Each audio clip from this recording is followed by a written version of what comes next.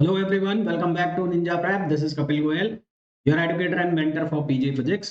तो PYQ series में waves oscillation का ये है लेक्चर नंबर 3 जिसके अंदर हम क्वेश्चन डिस्कस करेंगे CUET PG फिजिक्स 2017, 18 और 19 के। इसके पहले वेव ऑसिलेशन एंड ऑप्टिक्स के 2 लेक्चर ऑलरेडी हो चुके हैं और इसके अलावा भी काफी सब्जेक्ट्स हो चुके हैं, जैसे कि इलेक्ट्रॉनिक्स कवर हो चुका है, EMT, मैकेनिक्स, थर्मोडायनेमिक्स कवर हो चुके हैं। अब कल से जो सब्जेक्ट स्टार्ट होगा वो मॉडर्न फिजिक्स, तो 3 दिन मॉडर्न फिजिक्स चलेगा। उसके बाद 2 दिन हम डिस्कस करेंगे या तो सॉलिड स्टेट को और या फिर हम डिस्कस करेंगे जो मैथमेटिकल फिजिक्स है उसको। सारे सब्जेक्ट पॉसिबल नहीं हो पा रहे, इतना टाइम नहीं मिल पा रहा। अगर टाइम मिला तो मैं बाकी के सब्जेक्ट्स भी जो बचेंगे वो भी मैं कर दूंगा दिन में ज़्यादा वीडियो करके। वीडियो को कंटिन्यू करें उसके पहले एक इंपॉर्टेंट इन्फॉर्मेशन, कल से फॉर्मूला रिवीजन की सीरीज स्टार्ट होगी, लाइव ऑनलाइन ये क्लास होगी। दोपहर 2 बजे एक क्लास होगी और शाम 8 बजे एक क्लास होगी। तो कल का जो सब्जेक्ट रहेगा वो रहेगा EMT, इलेक्ट्रिसिटी एंड मैग्नेटिज्म। इसके हम फॉर्मूला रिवाइज करेंगे। दोनों क्लासेस लाइव होंगी। पहली क्लास जो है वो 2 बजे होगी और दूसरी जो क्लास है वो शाम 8 बजे होगी। कल का जो सब्जेक्ट रहेगा वो रहेगा EMT यानी कि इलेक्ट्रिसिटी एंड मैग्नेटिज्म, और जो परसों का सब्जेक्ट रहेगा वो रहेगा इलेक्ट्रॉनिक्स। परसों 3 लाइव होंगे। एक होगा इलेक्ट्रॉनिक्स के, 2 होंगे इलेक्ट्रॉनिक्स के लिए और एक होगा सॉलिड स्टेट के लिए। तो रिवीजन ये जो क्लासेस हैं कल केवल 2 होंगी, बाकी फिर हर दिन ये 3 दिन क्लास होंगी और ये क्लासेस 13 ऑफ मार्च तक चलेंगी क्योंकि 14 मार्च को तो आपका एग्जाम है ही। तो वीडियो को कंटिन्यू करें उसके पहले प्लीज वीडियो को लाइक जरूर कर दें, चैनल को सब्सक्राइब कर दें और जिसने भी शेयर नहीं किया है अपने फ्रेंड्स के साथ, कलीग्स के साथ, प्लीज शेयर कर जरूर कर दें जो भी प्रिपरेशन कर रहे हैं CUET PG फिजिक्स एग्जाम। तो चलिए स्टार्ट करें। तो फर्स्ट क्वेश्चन ये शायद रिपीटेड क्वेश्चन है, ये मैंने आपको शायद कल भी कराया था, सेम क्वेश्चन था। तो यहाँ पर हमें दिया हुआ है ओमेगा। ओमेगा की वैल्यू लिखी हुई है omega not square plus C square K square. Omega किसके बराबर हो जाएगा? Under root omega not square C square K square. हमें ग्रुप वेलोसिटी बतानी है, तो ग्रुप वेलोसिटी VG, VG किसके इक्वल हो जाएगी? वो होगी डी ओमेगा अपॉन डी के। तो डी ओमेगा निकालना है तो इसको आप करो डिफरेंशिएट, तो ये बन जाएगा omega not square plus C square K square, और फिर सी स्क्वायर के स्क्वायर का करोगे तो ये बनेगा 2k सी स्क्वायर।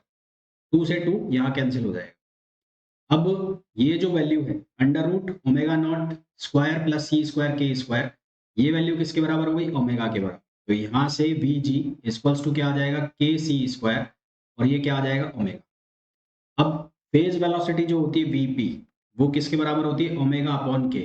तो ये इसका रेसिप्रोकल लिखा हुआ है, तो यहाँ से VG equals to C square upon VP। तो VG और VP किसके बराबर हो गया? सी स्क्वायर के बराबर। करेक्ट आंसर आ जाएगा डी। ये रिपीटेड है, ये क्वेश्चन शायद 2023 में था, है ना? और ये अब मैंने ये उठाया 2017 में से, तो रिपीट मिल जाएंगे आपको, काफी सारे क्वेश्चन मिल जाएंगे। सेकंड क्वेश्चन पे आइए। यहाँ पर फेज वेलोसिटी ग्रुप वेलोसिटी के बीच में रिलेशन पूछा गया है। तो group velocity CG equals to होता है C minus lambda DC upon D lambda. Option check कर लो कौन सा ऑप्शन करेक्ट है। यहाँ पर ये ए ऑप्शन करेक्ट, इसका करेक्ट आंसर आ जाएगा ए। नेक्स्ट क्वेश्चन पे आइए। The amplitude of stationary wave is zero at. Stationary wave का एम्पलीट्यूड कहाँ जीरो होता है? कहाँ जीरो होता है? नोड पे। वो पॉइंट्स जहाँ पर डिस्प्लेसमेंट जीरो हो जाता है उसको कहते हैं नोड, और वो पॉइंट जहाँ पर डिस्प्लेसमेंट मैक्सिमम होता है उसको हम कहते हैं एंटी नोड, है ना? तो point where displacement is zero, displacement is zero, उसको हम क्या कहते हैं? नोड। और point where displacement is maximum, displacement is maximum, उसको हम क्या कहते हैं? Anti node. तो हमें पूछा है कि जीरो नोड कहाँ पर होगा? कहाँ पर होगा जीरो एम्पलीट्यूड? कहाँ पर होगा? नोड पे। Third question, the distance between two nearest anti node. दो, एक एंटी नोड है, एक नोड है, तो इन दोनों के बीच की जो डिस्टेंस होती है वो होती है लैम्डा बाई। दो कंसेक्यूटिव नोड के बीच की जो डिस्टेंस होती है वो होती है लैम्डा बाई 2। दो कंसेक्यूटिव एंटी नोड के बीच की जो डिस्टेंस होती है वो भी कितनी होती है? Lambda by 2। तो हमें दो नियरेस्ट एंटी नोड पूछा। नोड भी होता तो आंसर सेम होता, एंटी नोड भी है तो आंसर सेम होगा। क्या आएगा? Lambda by. लिसाजो फिगर में 8 बन रहा है, 8 ऐसे, ठीक है? तो ये कौन से केस है? कमनसरेट फ्रीक्वेंसी का। कमनसरेट फ्रीक्वेंसी वाला केस क्या होता है? जिसमें एक SHM की फ्रीक्वेंसी दूसरे के मल्टीपल में होती है। तो यहाँ पर फ्रीक्वेंसी का रेशो निकालना है। तो इसका मेथड क्या होता है, omega Y upon omega X. Number of lines या नंबर ऑफ टेंजेंट लाइंस ऐसा लिख लो आप। अलग अलग मेथड होते हैं, मैं मेरे हिसाब से बता रहा हूँ। Number of tangent lines, tangent touching the loops on X, और यहां पर हो जाएगा number of tangents touching loops on Y, यानी कि रेसिप्रोकल में लिखना है। तो यहाँ पर टेंजेंट ड्रॉ करी ऐसा, और यहाँ पर टेंजेंट ड्रॉ कर दो ऐसे, एक साइड ही करनी है ना, दोनों साइड नहीं करनी। तो यहाँ पर देखो लूप को एक बार टच कर रही है और दूसरी बार टच कर रही है। तो वाई में तो कितनी बार टच कर रही है, 2 बार। और एक्स में कितनी बार टच कर रही है, एक्स में टच कर रही है 1 बार। तो omega Y on omega X, इसकी जो वैल्यू हो गई, एक्स में कितनी बार कर रही है, 1 बार, और वाई में कितनी बार कर रही है, 2 बार। तो कितना हो गया, 1/2। अब यहाँ पर ये फ्रीक्वेंसी का रेशियो जो है omega X upon omega Y पूछा है, तो उस हिसाब से आंसर आएगा 2/1। और अगर 1/2 है तो वैसे इसका जो आंसर दिया हुआ है वो 2/1 दिया हुआ है। 2/1 तो उस हिसाब से आ सकता है जब आप उसको रेसिप्रोकल करके लिखोगे। नेक्स्ट क्वेश्चन पे आ जाओ। Thin lens of refractive index 1.5 के 1.5 is kept inside a liquid of refractive index। देखो इस क्वेश्चन में हमें बोला गया है thin lens of refractive index 1.5 is kept inside a liquid of refractive index 4/3। If the focal length of lens in air is 10 cm, then the focal length inside the liquid will be। तो liquid के अंदर हमें क्या बताना है, focal length बतानी है। तो इसको कैसे करेंगे, इसके लिए फॉर्मूला हम यूज करेंगे FL/F। इसमें लिखोगे A mu G minus 1 upon L mu G minus 1। A mu G minus 1, इसका मतलब क्या होगा, mu G upon mu A, और इसकी वैल्यू आपको कितनी दी हुई है, 1.5। ठीक है, और L म्यू G, इसका मतलब क्या होगा, mu G upon mu L, इसकी वैल्यू 1.5 अपॉन 4/3 है, तो 1.33। तो FA की वैल्यू आपको कितनी दी हुई है, फोकल लेंथ एयर में है 10 सेंटीमीटर, ये हो जाएगा 1.5 माइनस 1, ये हो जाएगा 1.5 अपॉन 1.33 माइनस 1। इसको जब आप सिंप्लीफाई करोगे तो यहाँ से FL जो है वो लगभग 40 सेंटीमीटर आंसर आ जाएगा। तो करेक्ट आंसर हमारे पास क्या आ जाएगा, 40 सेंटीमीटर। नेक्स्ट क्वेश्चन पे आइए। 3 sinusoidal waves have the same frequency with the amplitude A/2 and A/3 while their initial phase angles are 0, π/2 and pi। तो इनिशियल फेज एंगल उनके दे रखे हैं 0, π/2 एंड पाई, इस तरह से होंगी।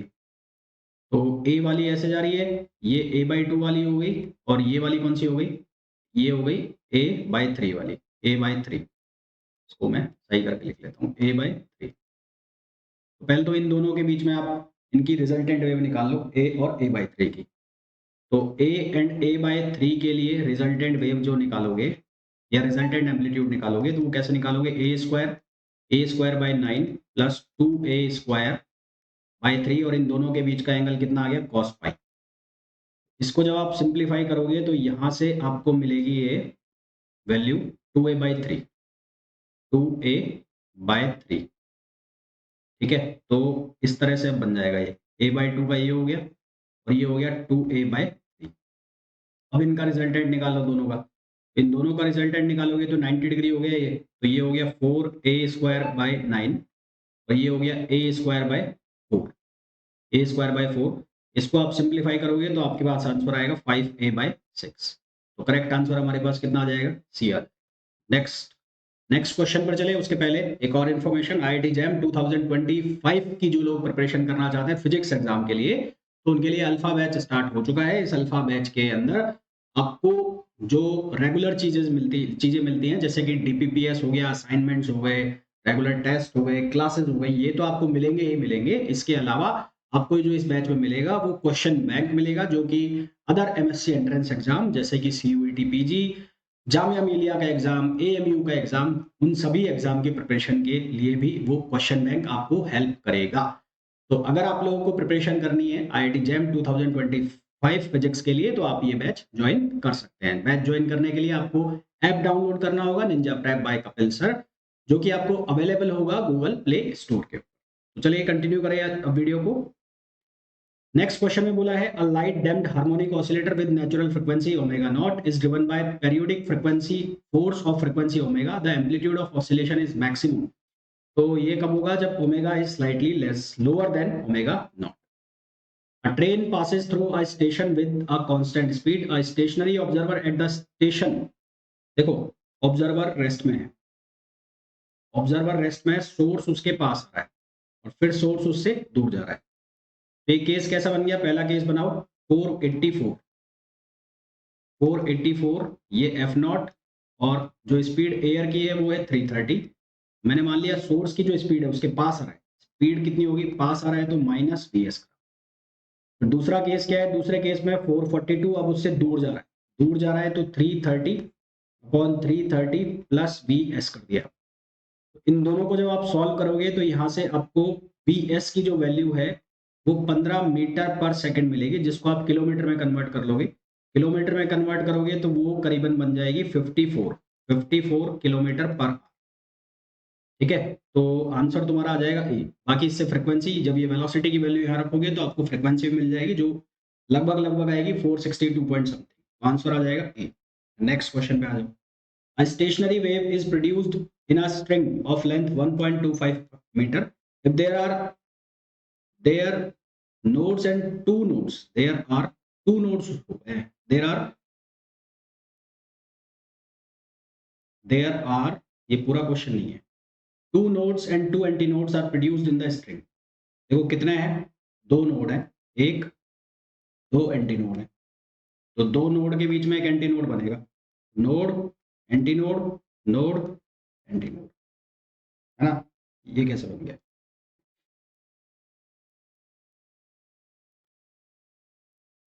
वन नोड हो गए। ये क्वेश्चन में एग्जैक्टली है क्या है, स्ट्रिंग में कितने नोड बन रहे हैं, एक नोड। अगर मैं यहाँ पर नोड बनाता हूँ तो दो लूप तो कैसे बनेंगे, दो लूप तो बन ही नहीं सकते, ये बनेगा भाई, ये केस हो सकता है, ये हटाओ। तो ये तो दो नोड हो गए और ये नोड हो गए, तीन नोड हो गए ना, थ्री नोड्स और एक एंटी नोड, दो नोड दो एंटी नोड कैसे, देयर आर थ्री नोड्स का केस है ये क्वेश्चन पूरा नहीं है, मैं इसको बता देता हूँ आपको करना कैसे। अगर यहाँ पर है थ्री नोड्स, अगर यहाँ पर है थ्री नोड्स, है ना, अगर यहाँ पर है थ्री, अब आप देख लेना ये क्वेश्चन पूरा नहीं है, देयर आर थ्री नोड्स और टू एंटी नोड्स। अगर ये क्वेश्चन है तो इन दो के बीच की लेंथ बन रही है लैम्डा बाई टू ये और लैम्डा बाई टू ये, तो ये lambda by two plus lambda by two, ये कितना हो गया लैम्डा, और लैम्डा हो गया लेंथ के बराबर। अगर ये केस है, अगर ये केस है तो जो वेवलेंथ है वो किसके बराबर हो जाएगी, 1.25 मीटर के बराबर। अगर ये केस है, एक केस इसमें ये बना सकते हैं हम कि एक ये बना दे, एक लूप जिसमें एक दो एंटीनोड, तो साफ साफ ही बोले ना, दो एंटीनोड का तो यही केस दिख रहा है मेरे को यार, हाँ यही पॉसिबिलिटी है। फिर उसके अलावा दो एंटीनोड के अलावा तो कोई केस बनेगा नहीं, हाँ तो 1.25 मीटर ही आंसर आएगा, 1.25 मीटर। और तो इसमें फिर वन एंटीनोड, दो नोड के बीच में एक एंटीनोड बनेगा। नेक्स्ट क्वेश्चन पे आ जाओ। An unpolarized light falls on a flat material with angle of incidence as 60 degree, तो tan IP equals to mu होता है, और म्यू की वैल्यू किसके बराबर होती है, म्यू इक्वल होता है C बाई बी। IP की वैल्यू दे रखी है 60 डिग्री, तो tan 60 degree equals to C upon V, तो ये हो गया √3 C अपॉन V। तो यहाँ से सॉल्व करेंगे तो V की वैल्यू हमें निकालनी है C अपॉन √3। C कितना है, 3 इंटू 10 पावर 8 और V ये √3 है, तो सॉल्व करेंगे तो √3 इंटू 10 पावर 8। करेक्ट ऑप्शन क्या आ जाएगा, ए ऑप्शन करेक्ट आ जाएगा। नेक्स्ट क्वेश्चन पे आ जाओ। A parallel beam of sodium light is normally incident, grating का क्वेश्चन है, तो ग्रेटिंग में E plus B grating element, तो इस ग्रेटिंग एलिमेंट की जो वैल्यू हमें दी है वो कितनी दी है, वो 4250 लाइन्स पर सेंटीमीटर है, यानी कि 10 पावर -2 अपॉन 4250, ये किस में लिया, मीटर में लिया। तो E plus B sine theta equals to होता है N lambda. E plus B की वैल्यू कितनी होगी, 10 पावर -2 अपॉन 4250 साइन 30 डिग्री, और उसके बाद n की वैल्यू 2 दे रखी है और लैम्डा। इसको सॉल्व करेंगे तो आंसर आपके पास आएगा 589.3 nm। नेक्स्ट क्वेश्चन पे आ जाओ। In a biprism experiment, the eyepiece was placed at a distance of 120 centimetre, यानी कि कैपिटल D की वैल्यू दी है। कैपिटल D की वैल्यू कितनी दी है? 120 सेंटीमीटर। देन उसके बाद बोला है if I required to move a distance of 1.9 centimetre for 20 fringes, तो हम निकाल लेंगे बीटा। बीटा क्या होता है? Fringe width. फ्रिंज विड्थ, तो ये कैसे निकाला? इसको 20 को मल्टीप्लाई कर दो 1.9 से, 1.9 से मल्टीप्लाई कर दो, इसको मीटर में कन्वर्ट कर दो, है ना? तो यहां से एक मिनट, किसके लिए निकाल रहे हैं? 20 के लिए निकाल रहे हैं ना, तो 20 के लिए निकाल रहे हैं तो कैसे करेंगे? 20 बीटा के लिए कितना शिफ्ट कर रहे हैं? 1.9 सेंटीमीटर, यानी कि 10 पावर -2। बीटा की वैल्यू कितनी आ गई? 1.9 इंटू 10 पावर -2 अपॉन 20, ये बीटा की वैल्यू आ गई। अब जो फ्रिंज विड्थ है वो किसके बराबर होता है? Lambda D upon D. आपसे पूछा है लैम्डा, तो beta D upon D. Beta की वैल्यू कितनी है? बीटा की वैल्यू बनेगी 0.95 इंटू 10 पावर -3 हो जाएगा मीटर में।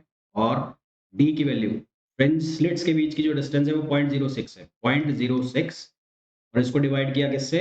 इसको डिवाइड कर दिया 120 सेंटीमीटर से। तो आंसर कितना आएगा? मैं निकाल लेता हूँ एक बार। 0.95 इंटू 0.06 डिवाइड बाय 120, ये आएगा 475। तो आंसर इसका आ जाएगा 475। नेक्स्ट क्वेश्चन पे आ जाओ। हो गया।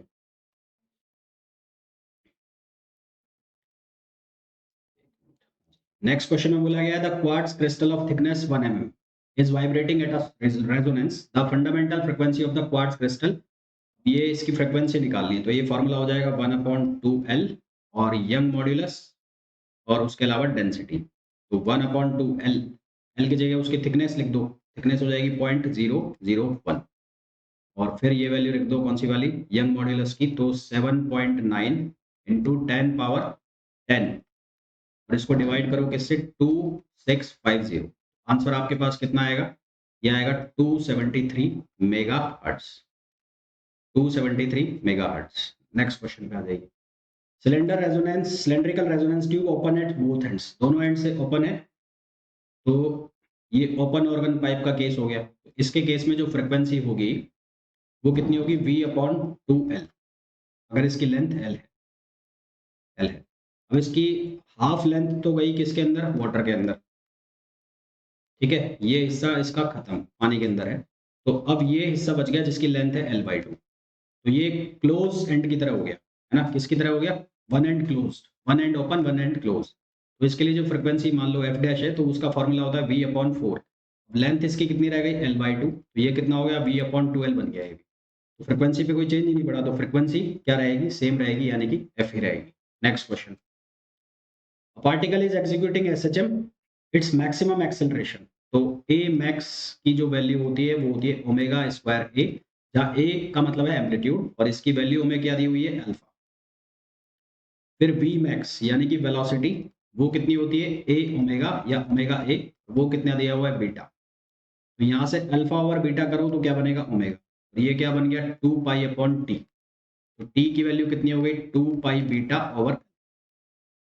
करेक्ट आंसर क्या आ गया? 2 pi beta over alpha. Next question पे आइए। A source of sound is traveling with velocity 40 kilometre per hour towards an observer। Source किधर की तरफ जा रहा है? ऑब्जर्वर की तरफ जा रहा है। सीधी सी बात है, आप इसमें इतना गणित लगा लो। जब सोर्स आपके पास आएगा, मतलब कोई गाड़ी आपके पास चल के आ रही है, तो आपको उसके हॉर्न की आवाज ज्यादा ही सुनाई देगी। ज्यादा सुनाई देने का मतलब है जब आप फॉर्मूला बनाओगे तो आपको ज़्यादा सुनना है, तो आपको जो डिवाइड करना है वो चीज़ कम होनी चाहिए। यानी कि मेरे कहने का मतलब है कि जो आप फॉर्मूला बनाते हो V/V - सोर्स लिखो, प्लस नहीं लिखोगे। सोर्स आपके पास आएगा, आप रेस्ट में हो तो प्लस नहीं लिखोगे, माइनस, क्योंकि आपको ज़्यादा सुनना है तो डिनोमिनेटर वाली चीज़ कम होनी चाहिए। जब आपसे वो दूर जाएगा तो इसका मतलब वो कम सुनाई देगा। तो कम कब सुनाई दे जा सकता है? जब नीचे वाली चीज़ क्या हो जाती है। बस ऐसे ध्यान रखना मैथमेटिकली, फिर ये रटने की ज़रूरत नहीं पड़ेगी। तो अपर एंड फ्रीक्वेंसी पूछी है हमें, तो ये वैल्यू सब्स्टिट्यूट कर दो यहाँ। तो फ्रीक्वेंसी कितनी है? 2000। ये फ्रिक्वेंसी कितनी दे रखी है 2000, v की वैल्यू कितनी है 1220, ये कितना है 1220 और ये कितना है 40। इसको सॉल्व करोगे तो आंसर आएगा 12080। तो आंसर क्या आ जाएगा जी, है ना। तो ये थे क्वेश्चंस, कंप्लीट हो गए हमारे किसके, वेव्स ऑसिलेशन एंड ऑप्टिक्स के। 2017 से 23 तक के क्वेश्चंस सारे हमने कंप्लीट कर लिए। कल जो है वो लाइव ऑनलाइन क्लास होंगी रिवीजन की। मैं फिर से बता दूं, ईएमटी की क्लास होगी दोपहर 2 बजे पहली, और दूसरी जो क्लास होगी ईएमटी की वो होगी 8 बजे रात, है ना। रिवीजन हम इसमें करेंगे, क्वेश्चन वगैरह कुछ नहीं करेंगे, फॉर्मूला का रिवीजन करेंगे। इसके अलावा आईआईटी जैम 2025 के लिए फिजिक्स का बैच जो ज्वाइन करना चाहता है वो अल्फा बैच को ज्वाइन कर सकता है। आप, आपके कोई दोस्त, आपके कलीग्स अगर जिनको प्रिपरेशन कर रही है CUET IIT jam 2025 physics exam के लिए, तो वो ये बैच ज्वाइन कर सकते हैं। तो होपफुली ये लेक्चर आपको बहुत अच्छे से समझ में आ गया होगा। और जिन्होंने भी अभी तक वीडियो को लाइक नहीं किया है, प्लीज वीडियो को लाइक जरूर कर दें, चैनल को सब्सक्राइब कर दें, शेयर जरूर करें।